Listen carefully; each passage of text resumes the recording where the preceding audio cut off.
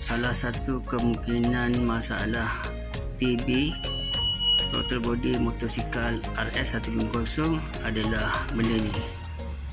Mesin telah keras depan dan belakang. Jadi kita tukar, seeloknya tukar, sebab kemungkinan bila kita pasang tak rapat. Nampak? Kena tukar depan dan belakang.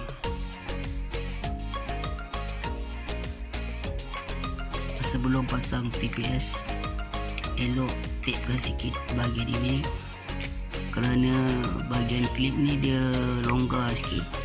Bacaan kadang-kadang lari, tak tepat bacaan ke ECU. Jadi elok tapekan di sini sikit.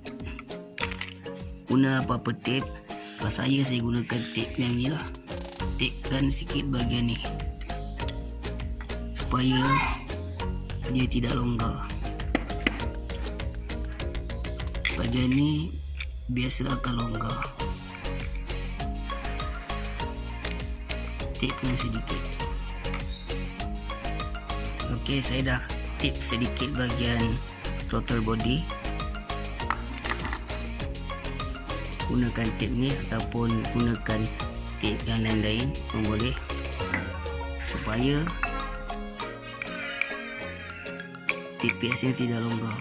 TPS ni dia punya klip ni goyang-goyang, longgar sikit.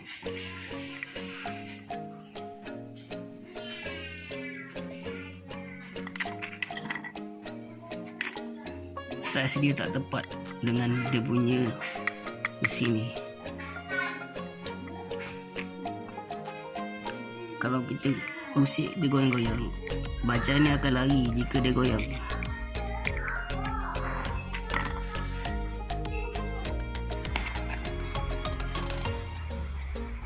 Coil standard, coil sonic,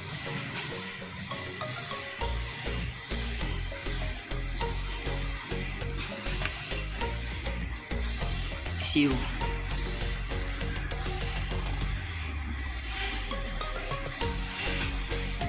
Untuk reset TPS RS150, ini adalah IACB, belakang dia adalah TPS sensor, rotor body, kabel A, kabel B. Okay, step yang pertama adalah kita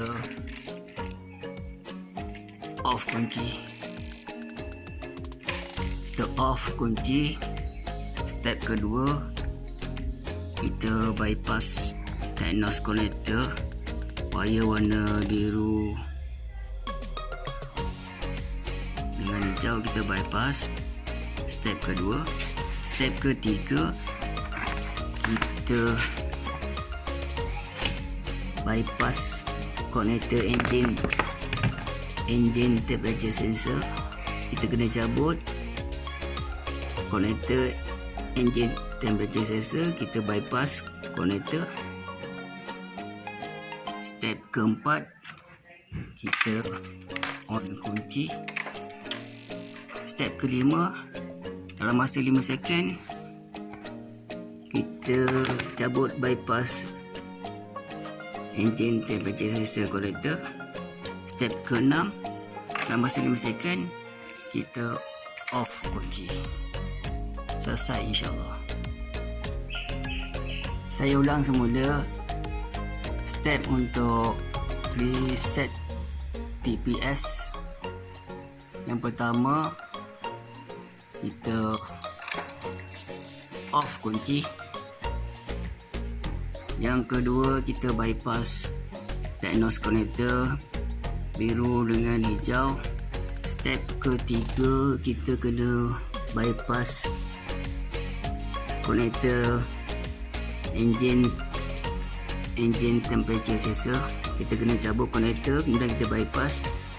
Step ketiga. Step keempat, bila kita dah bypass engine temperature sensor dengan diagnose connector, kita on kunci. Dalam masa 5 second kita cabut bypass diagnose connector untuk engine temperature sensor. Dalam masa 5 second kita off engine. Okey, sekarang saya buat off kunci. Yang kedua, kita bypass diagnose connector. Saya dah cabut konektor untuk engine temperature sensor. Saya bypass konektor engine temperature sensor. Kita on kunci. Dalam masa 5 second kita cabut. Dalam masa 5 second kita off. Okey, kita boleh pasang balik konektor untuk engine temperature sensor dan kita boleh cabut balik lah bypass diagnose connector. Selesai insyaAllah.